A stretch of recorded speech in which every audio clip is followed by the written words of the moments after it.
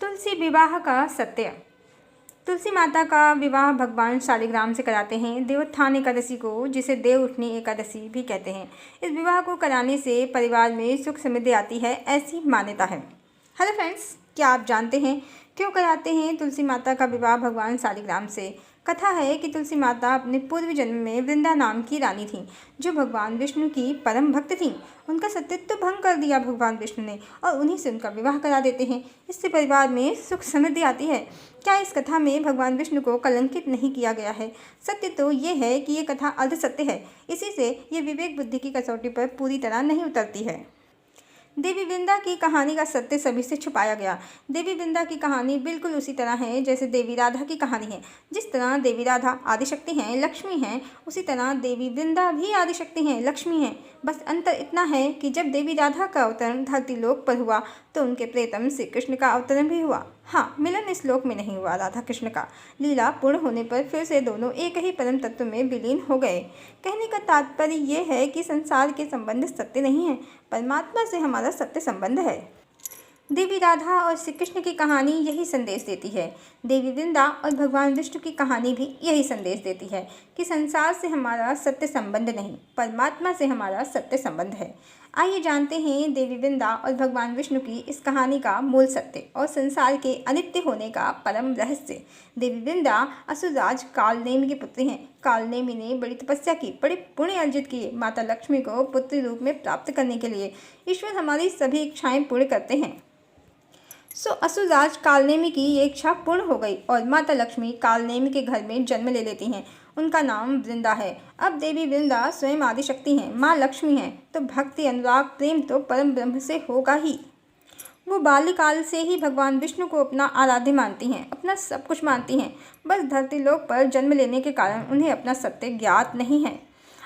वह अत्यंत रूपवान, तेजवान थीं। उनके साथ उनका चैत्र बल था, जिससे प्रभावित होकर दानवों के गुरु शुक्राचार्य ने असुरराज जलंधर को परम शक्तिशाली बनाने के लिए उनसे जलंधर के विवाह का प्रस्ताव कालनेमि को भेज दिया। जलंधर पहले से ही बहुत प्रभावशाली था, कालनेमि को वो पसंद था। कालनेमि की स्वीकृति से देवी वृंदा का विवाह जलंधर से हो गया और जलंधर देवी के सतीत्व बल से अत्यंत शक्तिमान हो गया और देवताओं, मनुष्यों सबको सताने लगा। देवता, मनुष्य, ऋषि, मुनि सब परेशान हो गए उसके आतंक से। अब श्री राधा की कहानी में तो श्री कृष्ण धरती लोक पर आए हैं, पर देवी वृंदा की कहानी में वो अकेले अवतरित हुई हैं।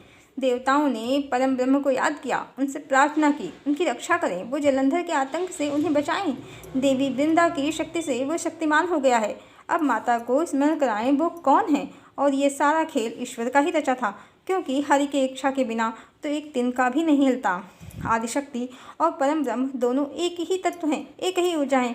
ईश्वर ने उन्हें स्मरण कराया वो कौन है। वो शरीर नहीं है, चेतना है। वो जलंधर की पत्नी नहीं है, वो उनका अर्धांग है। और देवी वृंदा को जब ये सत्य ज्ञात हुआ, वो भगवान विष्णु के प्रति अपने आकर्षण को समझ गईं, अपने सत्य संबंध को समझ गईं और शरीर का त्याग कर दिया। उनके धरती लोक त्यागते ही जलंधर की शक्तियाँ कम हो गईं। वो युद्ध में पराजित हो गया, मृत्यु को प्राप्त हो गया और देवताओं की विजय हुई, देवोत्थान हो गया। इसको देवोत्थान एकादशी कहते हैं। माता लक्ष्मी पुनः अपने नारायण के साथ एकीकार हो गईं। इसी कारण देवोत्थान एकादशी को देवी तुलसी का विवाह शालिग्राम भगवान से कराते हैं। देवी वृंदा ने कोई श्राप नहीं दिया भगवान विष्णु को और भगवान विष्णु ने कोई वरदान नहीं दिया देवी वृंदा को तुलसी बनने का। शालिग्राम और तुलसी ये सब प्रतीक हैं इस विवाह के। चूँकि तुलसी का एक नाम वृंदा भी है और तुलसी परम पवित्र हैं, इसलिए उन्हें उपमा दी गई देवी वृंदा की, देवी लक्ष्मी की। और शालिग्राम भी मात्र प्रतीक हैं भगवान विष्णु के, कोई श्राप के कारण नहीं। तो आपने मूल कथा के सत्य को जानकर ये जरूर समझ लिया होगा कि ईश्वर हर अवतार में यही बताते हैं कि संसार सत्य नहीं, परमात्मा सत्य है।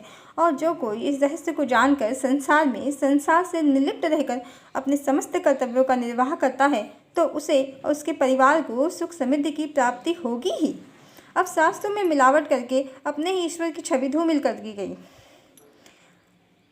अब शास्त्रों में मिलावट करके अपने ही ईश्वर की छवि धूमिल कर दी गई और ज्ञान को छुपाया गया, अज्ञानता को फैलाया गया। हिंदू समाज अंधविश्वासी हो गया, सुनी सुनाई बातों को मानने लगा। विवेक बुद्धि को ताक पर रख दिया। इसी का लाभ आजकल के पाखंडी बाबा खूब उठा रहे हैं। प्रवचनों और सोशल मीडिया में ढेरों ईश्वर से जुड़ी उल्टी सीधी कहानियाँ घूम रही हैं जो ज्ञान तो देती नहीं। हाँ, ईश्वर से विश्वास जरूर डगमगा जाता है। हम सब की जिम्मेदारी है हम सत्य को ढूंढें, कहानियों को सिर्फ कहानी की तरह ना लें, उसे विवेक बुद्धि की कसौटी पर जरूर कसें। हिंदू धर्म सनातन धर्म है, इसमें जन्म मरण लौकिक पारलौकिक सबका ज्ञान है। बस हमें ही सत्य का अन्वेषण करना है। हरिओम।